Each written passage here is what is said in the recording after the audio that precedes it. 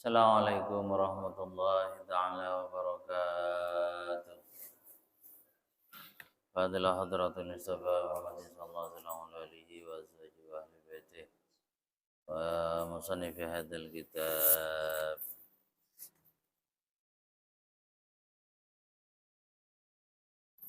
Syekh Abdullah bin Rahman Abdul Rahman Tafadhal. Al-Fatihah.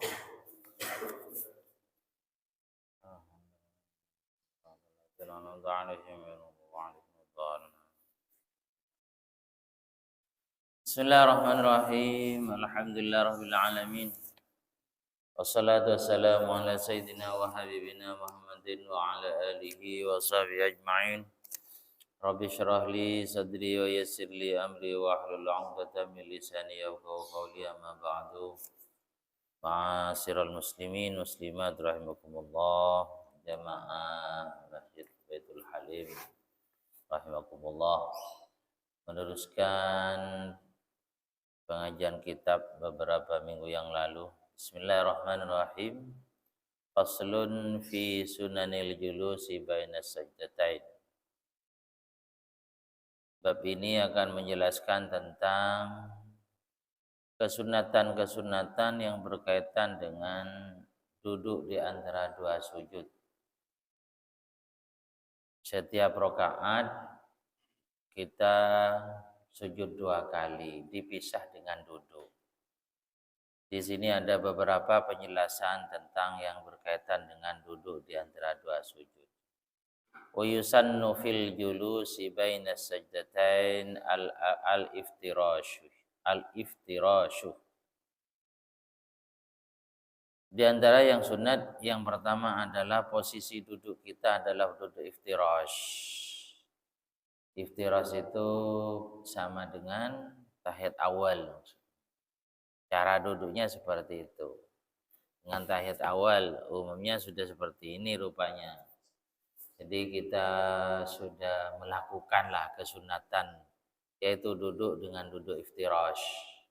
Ada duduk tawarruk, ada iftirash. Tawarruk itu posisi duduk tahiyat akhir. Kalau iftirash, posisi duduk pada saat kita tahiyat awal atau duduk di antara dua sujud dan seterusnya. Kemudian yang nomor 2, wa wad'u yadayhi qariban min rukbatayhi. Posisi tanang sekarang. Tangan diletakkan lurus dengan lutut. Lurus bentuk posisi tanang. Anggaplah umpamanya ini adalah taat pada ini posisi tangan lurus. Ujung dari asabi atau deriji ini, jari-jari ini lurus dengan ujung dari lutut. Itu diantaranya sunat ya.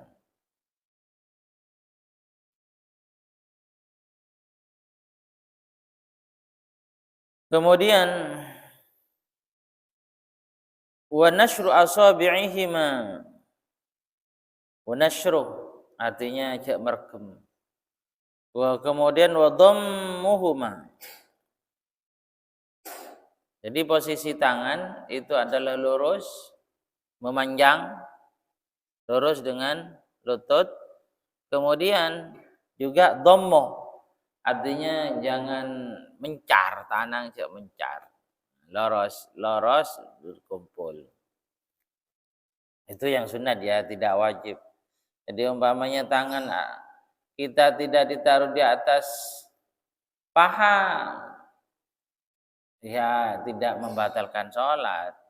Cuman yang disunatkan adalah pada saat kita duduk di antara dua sujud itu, diantaranya adalah tangan lurus dengan lutut. Dan kalau dilepas.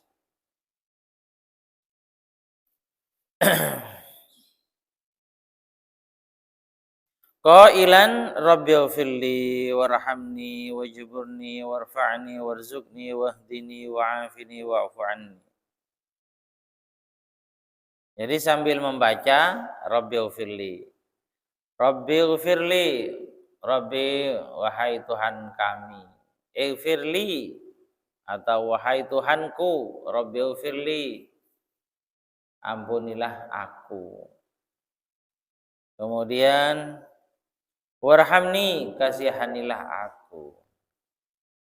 Wajburni, tempelah kekurangan aku. Warfa'ni, dan tinggikan pangkatku. Warzuqni, berikan rezekiku. Wahdini, tunjukkan kepadaku. Wa'afini, wa'fu anni. Wa'afini, dan apa ya bisa diartikan dengan sehat atau beres. Wa'fu anni, dan ampunilah aku. Jadi itu yang dibaca pada saat kita duduk di antara dua sujud. Dan di antara rukunnya lagi yang harus kita ketahui, duduk di antara dua sujud itu, di antara dua sujud itu ada tumakninah. Jadi berhenti sejenak. Berhenti. Ini termasuk wajib. Kalau tidak ada tumakninah maka berarti tidak sah duduk di antara dua sujud. Karena terlalu cepat. Dan juga jangan terlalu panjang.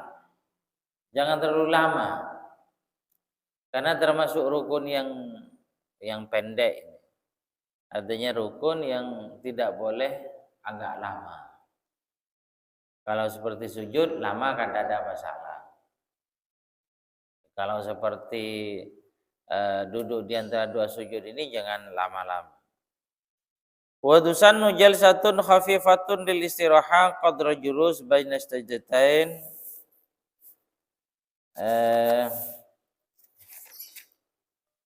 Ba'da kulli sajdatin yaqumu anha illa sajdatat tilawah. Di sini juga disunatkan duduk istirahat. Kapan waktunya duduk istirahat? Waktunya duduk istirahat itu setelah bangun dari sujud yang kedua dan menuju rakaat selanjutnya.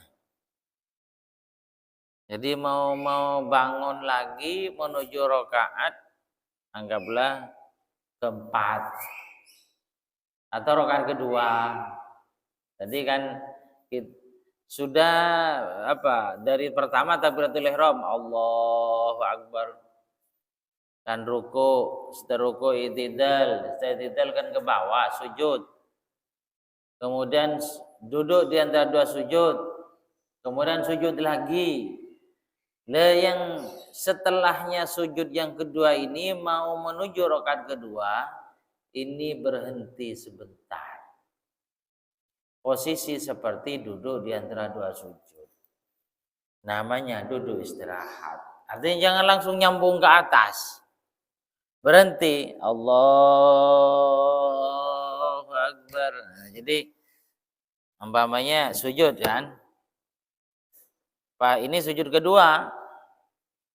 Kemudian mau juga ke atas. Allahu Akbar.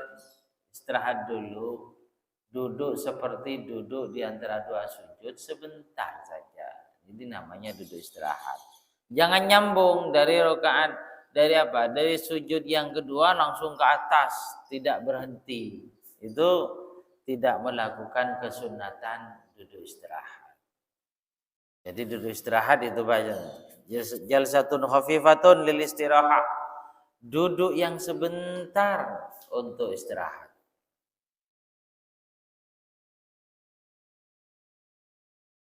Ya, paling lama adalah yusannu kaunaha qadrul julus baina sajdatain. Ukurannya adalah sebatas baca Rabbighfirli warhamni wajburni warfa'ni, sebentar. Jadi tidak lama lah.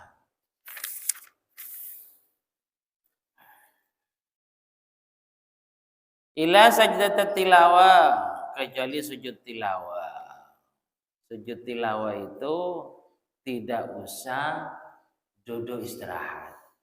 Contohnya jenengan membaca surat yang mengandung sejadah, kan tidak ada masalah kita wasjud waqtarib, umpamanya surat Iqra, Bismillahirrahmanirrahim, terus ghairil maghdubi alaihim waladdallin, amin.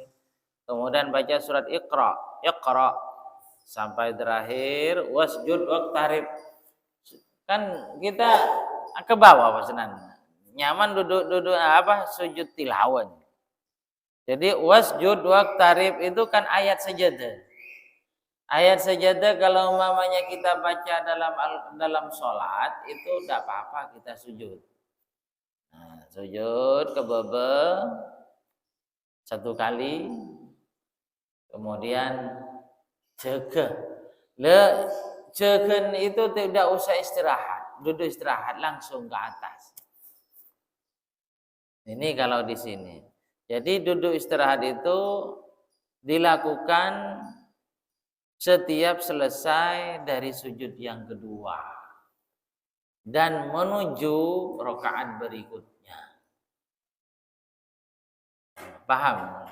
Paham ya? Oke, paham. Jadi namanya sujud duduk istirahat. Kemudian juga yang sunat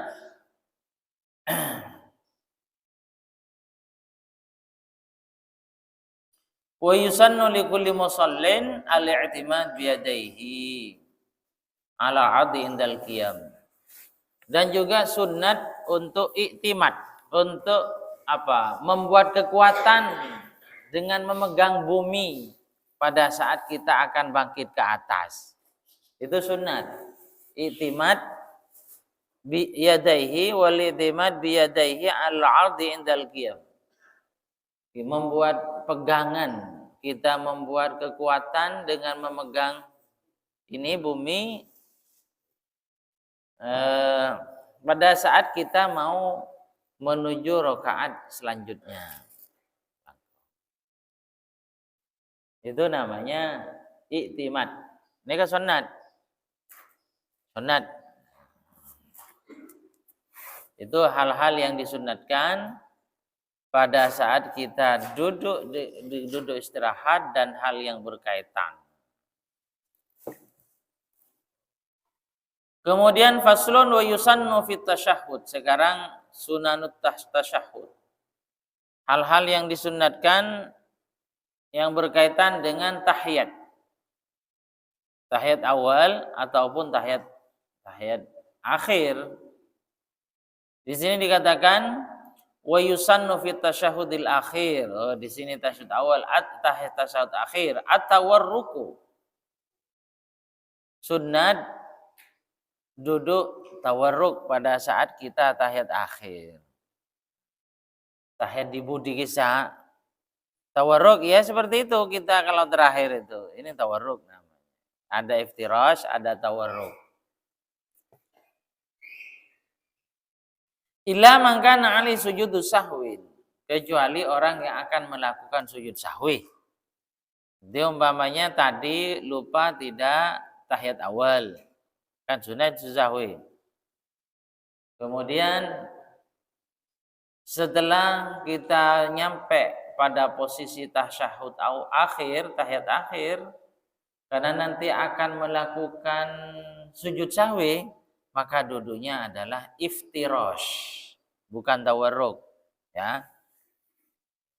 Ini sunat cuman, tapi kalau mamanya kemudian kita keliru pada saat tahiyat awal ternyata duduk tawarruk, bukan iftirash, tidak usah dirubah. Takok-takok gerakannya akan menyebabkan kebatalan dalam sholat. Tidak usah merubah. Kalau mamanya kita duduk tasyahud awal ternyata duduknya tawarruk atau sebaliknya, maka tidak usah dirubah, takut gerakan-gerakan itu bisa membatalkan sholat.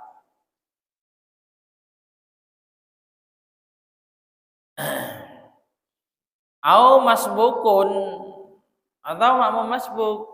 Contohnya imam sudah tahiyat akhir, jenengan harus menambah 1 rakaat. Lah posisi duduknya jenengan itu gimana? Ya iftirash, sebab jenengan mau ke atas lagi. Jadi intinya kalau masih mau meneruskan bekerja lagi, meneruskan gerakan sholat, maka duduk iftirash. Kalau sudah penutupan, tidak ada penambahan rokaat lagi dan seterusnya, maka duduk tawarruk. Itulah intinya ya, intinya seperti itu. Ya sunat ini, sunat.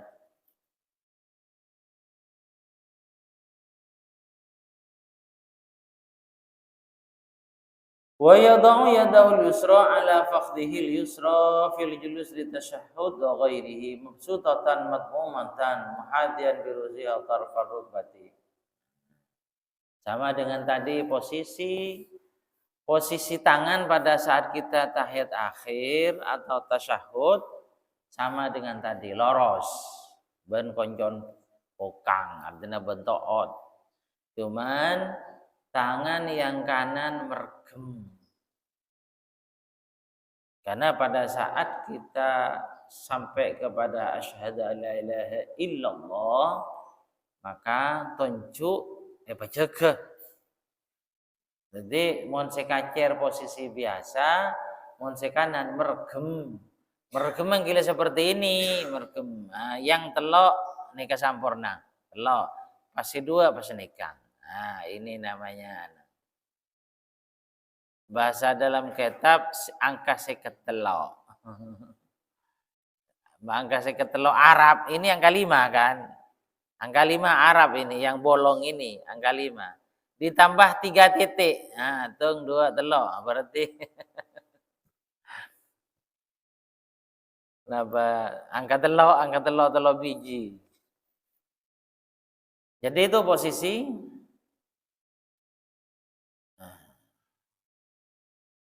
posisi tangan pada saat kita tahiyat akhir. Kemudian semua kriki perkemun sekanan kecuali ilal musabbihah. Kecuali napanya mana tonjuk panuting. Tonjuk panuting ya seperti itulah sudah. Seperti yang kita jalani.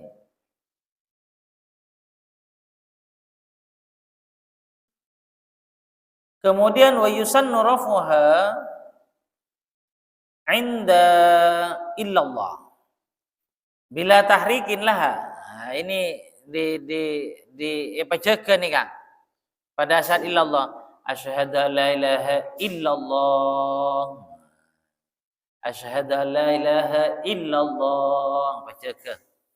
Itu namanya sunnataki kang kui pejeke tapi bila tahrikin, enggak usah digoyang-goyangkan. Enggak usah nih Kang. Kadang mau nembian antara umroh atau haji kayak banyak yang pesan ikan baguli karena memang ada pendapat yang mengatakan seperti itu. Jadi ada pendapat yang mengatakan digerakkan. Kenapa? Karena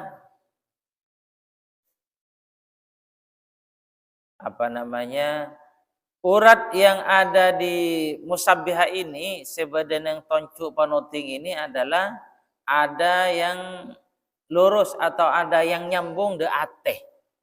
Jadi disuruh gerakkan male ate nakuli. Jadi pada saat illallah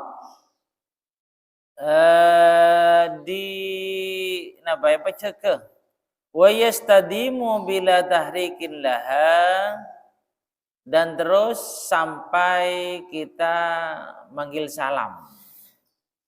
Jadi mau manggil salam pateh kalau. Pateh kalau bangolok salam. Jadi batasnya cegah adalah sampai salam. Tidak usah digerak-gerakkan.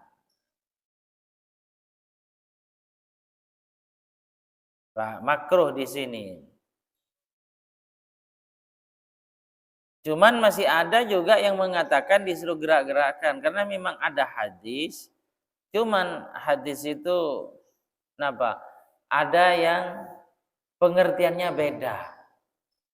Jadi ada hadis di sini juga dikatakan itu bagi wa in fi hadisun, meskipun ada hadis yang tentang menggerakkan tadi, tapi li'annal murad bitahrik fi ar-raf'u, karena yang dimasukkan menggerakkan tadi dalam hadis itu adalah mencegah. Artinya benih pas terusnya penggerak yang ada ulama mengatakan yang dimaksud menggerakkan dalam hadis itu adalah begini. Ini coba neng mulai cekeh. Benih pas terus digerakkan begini. Itu namanya beda pendapat ya, beda pendapat dalam pengertian hadis.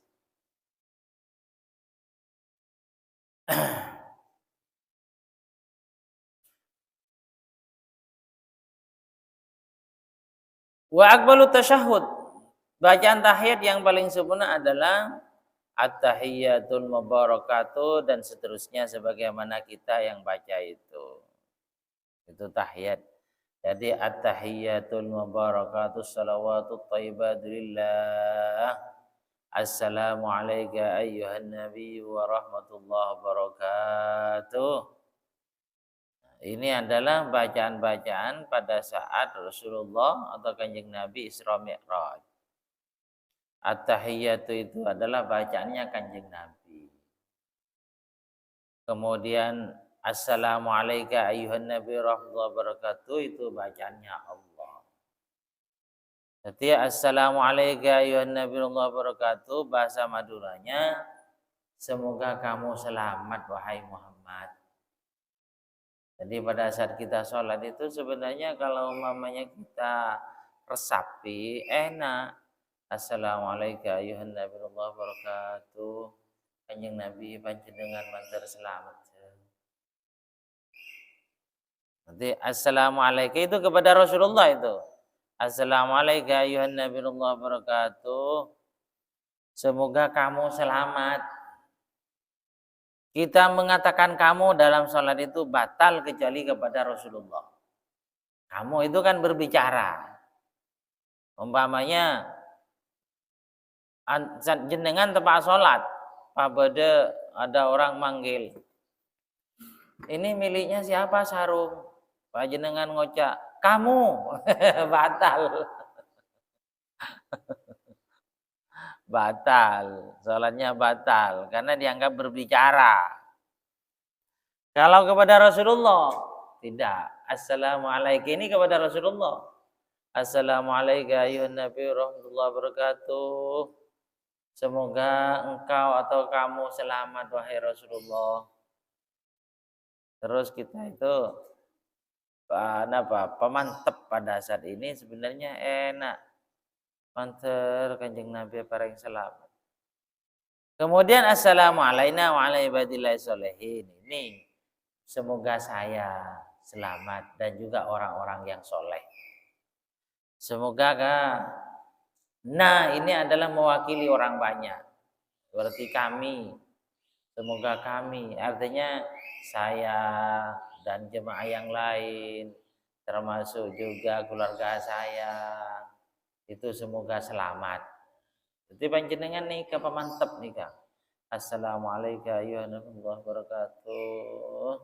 Kanjeng Nabi panjenengan mantar selamat. Assalamualaikum warahmatullahi wabarakatuh. Ya Allah batan kaula ban keluarga mantar selamat. Dan orang-orang yang soleh mantar selamat. Itu bacaan ini.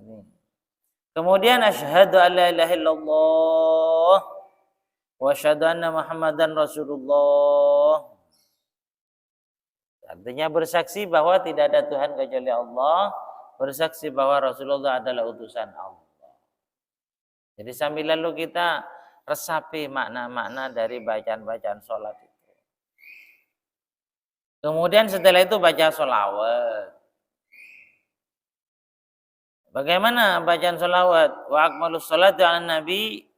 Bentuk sholawat yang paling sempurna adalah diantaranya ini. Allahumma salli ala sayyidina Muhammadin. Allahumma salli ala sayyidina Muhammad. Di sini ada abdika wa rasulika nabil ummi wa ala lisana Muhammad wa azwajihi wa dzurriyyatihi Kama salata ala sayyidina Ibrahim wa ala sayyidina Ibrahim wa barik ala sayyidina Muhammadin nabiyil ummi wa ala ali sayyidina Muhammad ila akhirih. Ya seperti kita yang baca tiap hari itu tidak apa-apa. Itu namanya juga sholawat. Kemudian di sini perlu diketahui wala ba'sa bi ziyadati sayyidina qabla Muhammadin. Tidak apa-apa sebelum nama Nabi Muhammad ditambah sayyidina. Setiap kita membaca yang ada Muhammadnya, yang Muhammad itu adalah maksudnya Nabi Muhammad, itu tidak apa-apa kita tambah sayyidina. Jadi sayyidina itu adalah ungkapan penghormatan atau apa agar kita sopan. Sayyidina jemolaa potran panjenengan de panjenengan ucap bapak. Bapak panjenengan namanya fulan. Bapak fulan. Atau jenengan punya guru kemudian jenengan bilang bapak fulan. Mosok mau panggil fulan ke gurunya. Mosok kepada ayahnya manggil fulan. Jadi ungkapan apa penghormatan. Apa sebutan-sebutan bagi kita dari bawah ke atas. Ke ibunya masa bilang Siti. Ya harus Ibu Siti, paling tidak. Itu sama dengan Sayyidina ini. Kemudian ada hadis yang mengatakan la tusayyiduni fis shalah. Ini adalah dhaif. Hadis dhaif. Jadi la tusayyiduni. Banyak ngolok sayyidina kasengko dawuh Kanjeng Nabi. Itu hadisnya dhaif. Makanya ada mengatakan oh tak usah sayyiduna. Dari sayyidina kalau ada Nabi Muhammad tak usah sayyidina. Karena memang ada hadisnya. Cuman hadisnya dhaif. Cuman kita sebagai bawahan kan ada salahnya kita memanggil orang yang atasan dari kita dari segala bidang lah, dari ilmunya, dari pangkatnya. Kita tidak boleh kita panggil nama. Kalau bisa ada kata-kata yang sanjungan. Sayyiduna itu kan apa? Gusteh kita atau apa? Jeregen atau pimpinan lah kata paling tidak. Jadi itu mungkin ini bisa berlanjut minggu depan. Mungkin ada yang ditanyakan, monggo.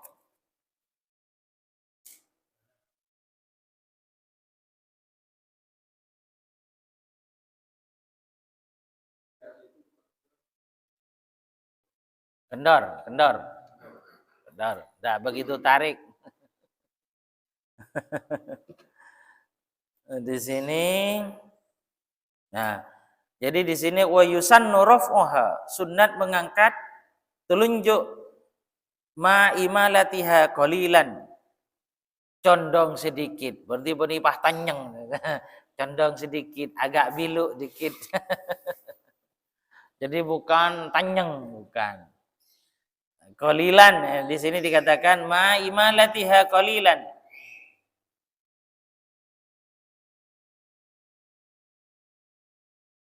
Wa khussat bidzalika li'anna laha ittisalan bi niyatil qalbi. Fa kana rafuha sababan li hudurihi. Kenapa kok telunjuk ini yang diangkat? Karena ada kaitan dengan urat yang nyambung ke hati. Kenapa lo nikah lo jempolan on panjenengan beda tamu ngereng lagi. Mun sanika lo pati sopan, kisah. Kenapa? Ini ada kaitannya dengan urat yang nyambung ke hati. Sehingga kalau ini dibangkitkanlah, ini akan hati kita akan hadir, akan datang hadir kita. Artinya ingat bahwa kita dalam posisi sholat.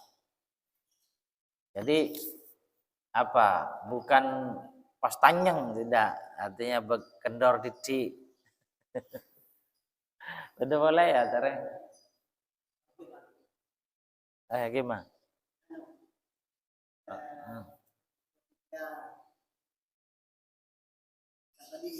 itu gerakan tangan gimana? Nah,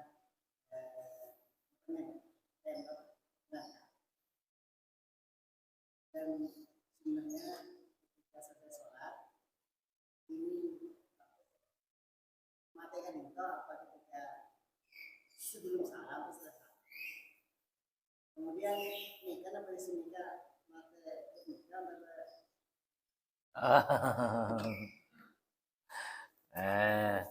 jadi ini ada pertanyaan tentang mabeli poli posisi telunjuk nikah kapan? Dan nikah yang kadi itu bagi mana? Wa yastadimu rafuha ila salam bila tahrikillah. Kalau di sini sampai salam. Ila. Jadi ila ini adalah dhahabtu ila suqin. Saya pergi ke pasar. Atau dhahabtu ilal masjid. Nyampe masjid. Pas lebeleh. Atau bapak saja. Jadi kalau di sini prakteknya adalah sebelum manggil salam epatoron gelu. Epatoron gelu. Posisinya apa? Ini mencar atau enggak, kembali yang semula. Jadi seret, beli pole, benih pas, benih sini Kang. Posisinya kan begini tadi. Kemudian illallah kan sini Kang. Deki sebelum salam pakai pole. Pangolok salam. Terus Bapak tadi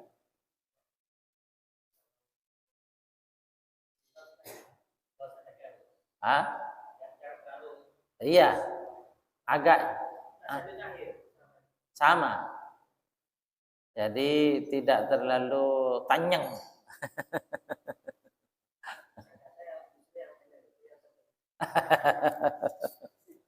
Di sini imalah agak condong ke bawah sedikit. Artinya tidak terlalu tanyang lah.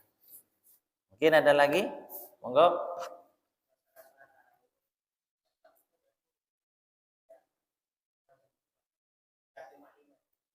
Ya, dimungkinkan tidak tumaknina.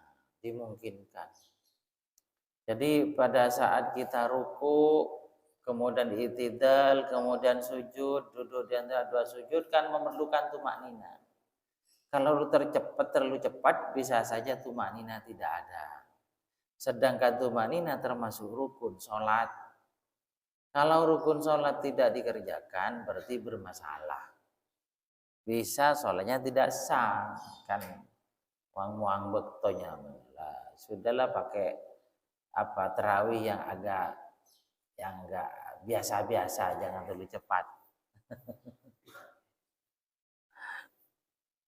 Tentu lagi? Oh, monggo.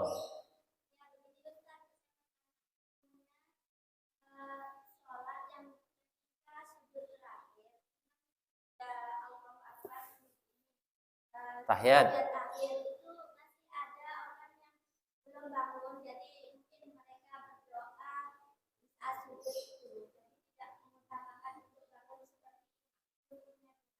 Tidak apa-apa. Sebab itu namanya terlambat dari imam. Yang membatalkan itu kalau sampai beberapa rukun. Itu kan hanya satu, terlambat anggaplah satu. Dan posisi imam sudah berhenti. Artinya menuju rukun yang terakhir dan itu pun setelah itu tidak ada lagi. Jadi tidak apa-apa. Boleh. Dan kadang-kadang memang seperti itu, berdoa pada saat sujud terakhir. Pada saat sujud terakhir mereka atau makmum ataupun bahkan imam kadang menambah waktu karena diisi dengan doa sujud terakhir. Jadi tidak apa-apa ya Bu, tidak apa-apa. Dengan mau doa monggo tidak apa-apa. Sudah ada ya?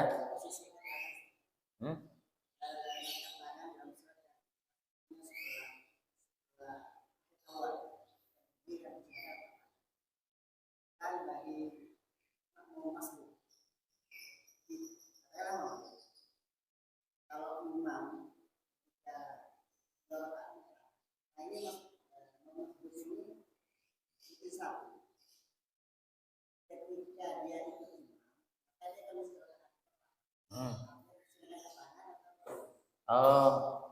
sampai ke atas. Ini ada pertanyaan. Saya umpamanya makmum masbuk, makmum lambat. Imam sudah tahiyat akhir. Saya masih nututi 1 rakaat, yaitu saya itu tahiyat akhirnya imam itu masih dapat 1. Sedangkan sunat mengangkat tangan itu adalah setelah bangkit dari tahiyat awal. Apakah saya ini sunat ngangkat tangan ke atas? Padahal saya belum tahiyat awal. Itu tidak sunat. Jadi tahiyat awalnya kan nanti rakaat setelah nempel itu. Jadi kalau saya rakaat yang pertama ini kenapa saya kok tahiyat? Itu karena faktor ikut imam. Jadi kalau mamanya nanti saya bangkit ke atas, bangun ke atas, apa saya sunat ngangkat tangan? Tidak sunat. Tidak sunat. Cuma kadang-kadang terlupakan.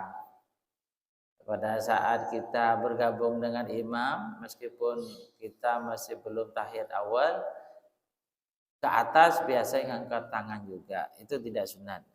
Yang sunat setelah tahiyat awal. Cukup? Bismillahirrahmanirrahim. Alhamdulillahirabbil alamin. Allahumma shalli ala sayyidina Muhammad. Rabbana fa'alna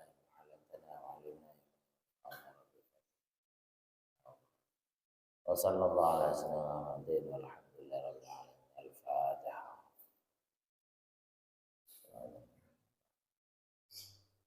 Assalamualaikum warahmatullahi wabarakatuh.